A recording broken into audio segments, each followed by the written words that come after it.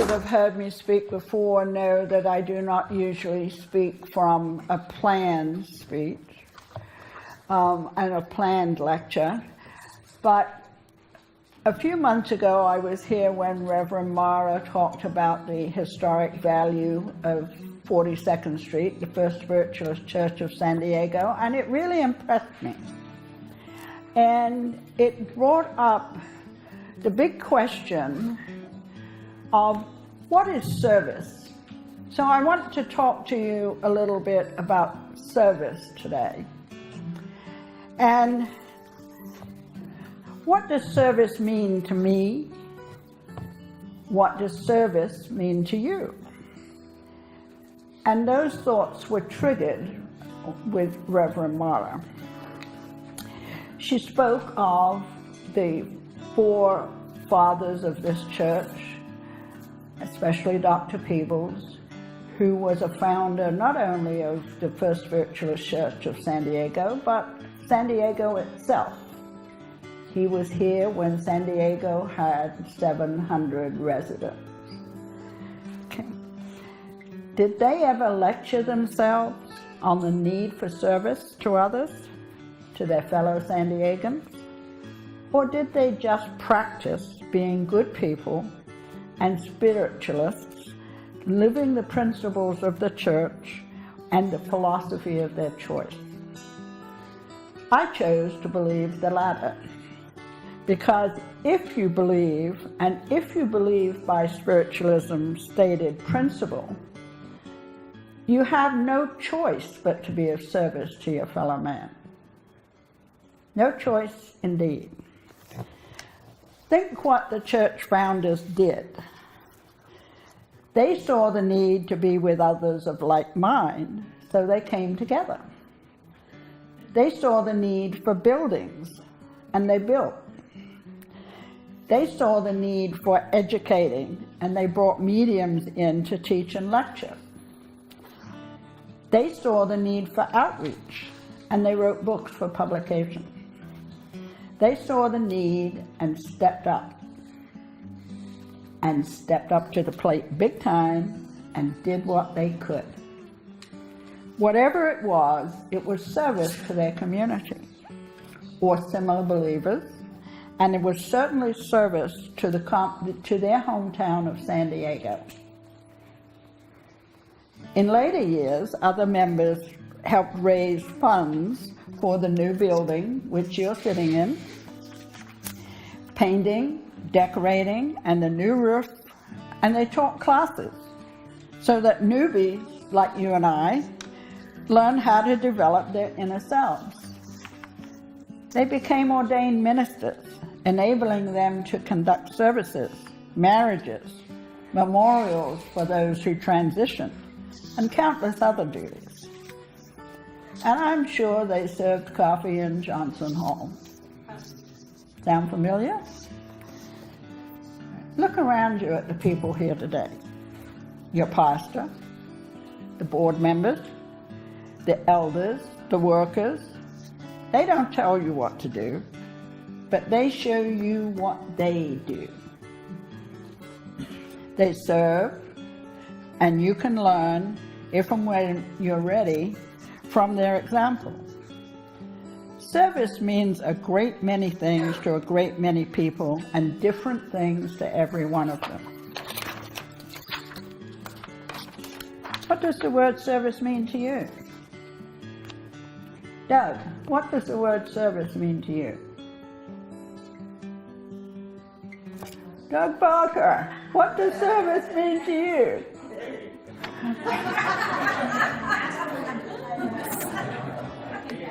Let's hear it.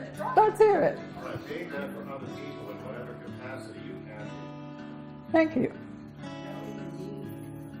Okay. Donna, what does service mean to you? Holding sacred space for each other's growth. Okay. Lady down here in the front, what does service mean to you? I think it's really a call to duty from God. Helping your fellow man. Okay.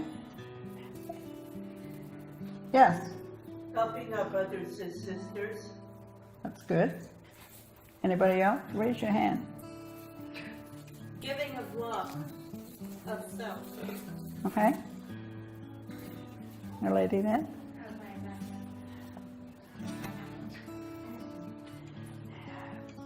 I want to share something with you right here and now that came up. This article I've been working on ever since Mara spoke. And I finished it a week or so ago, I think.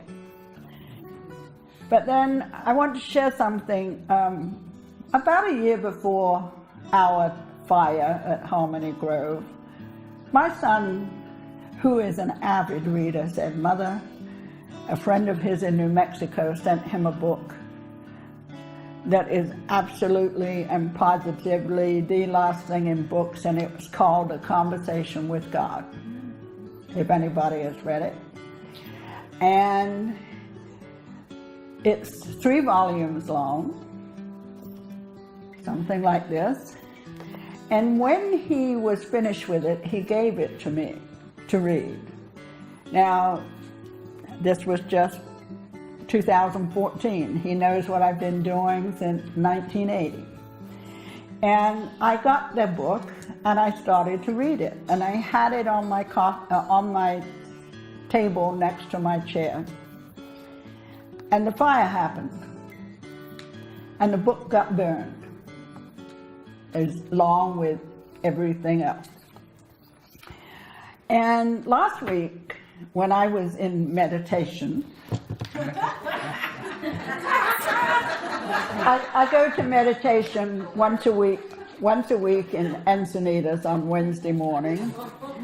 And on the way home from meditation, I veered off of my usual course and stopped at DAV Thrift Shop in Oceanside, if people know DAV Thrift Shop. And I always peruse the books. And lo and behold, I found a book in the bookcase, and it says, Conversation with God, Book 2. And I said, oh, that's why I came here today.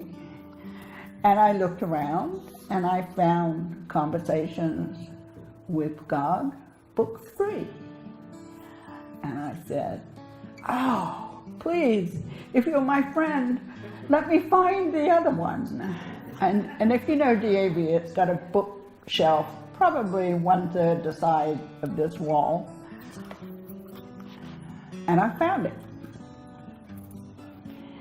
And this was last Wednesday. And I took it home with me. And I started to read it again. And knowing that nothing is unplanned in this universe, I wondered why I'd found this book 3 days before I lectured. And lo and behold, and this is page 26 of volume 1, God is talking to the author, Neil Donald Walsh, okay? And they're talking about what should be done. And at the end of one of the statements here, God says, now try to follow this. Fight to keep up, because this gets very subtle here. Are you ready? And Walsh's answer was, I think so. And listen, everybody. God said, good. Remember, you asked for this explanation. You waited for it for years.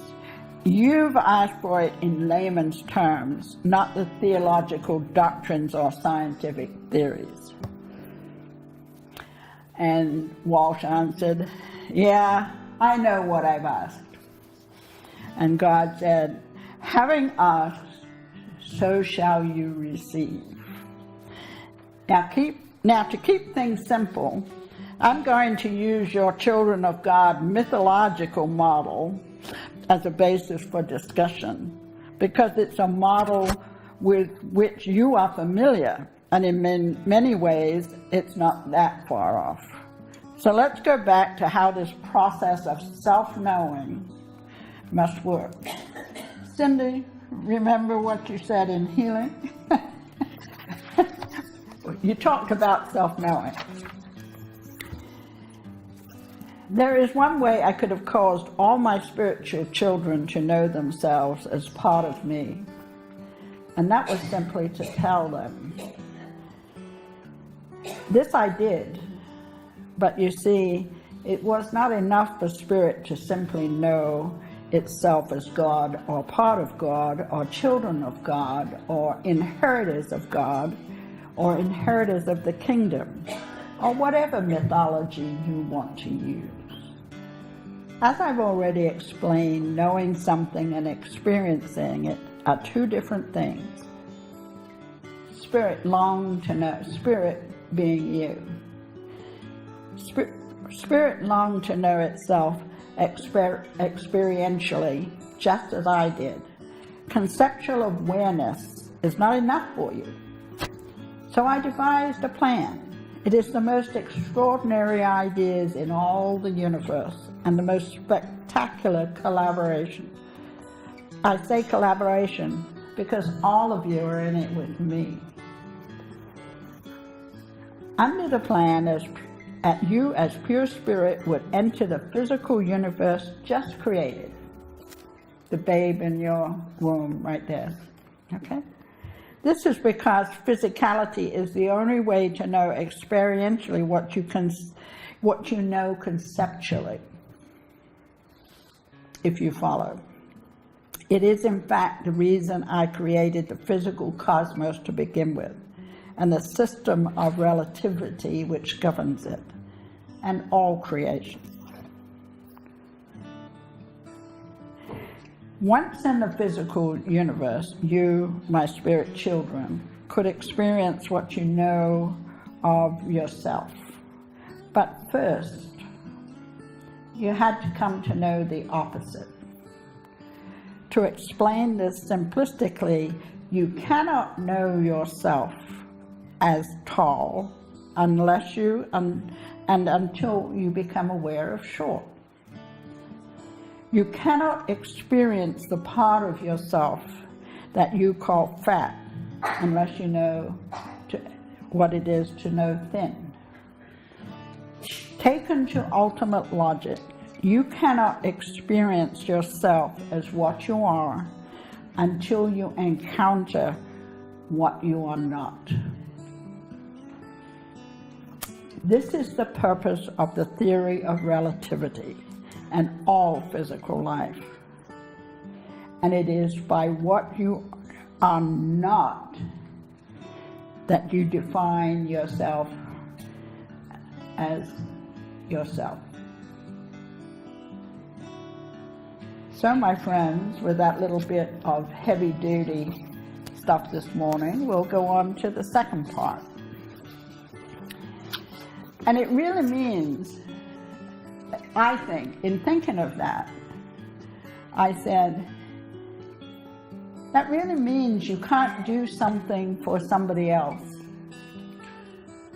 unless you've walked in their shoes, unless you know what will help them.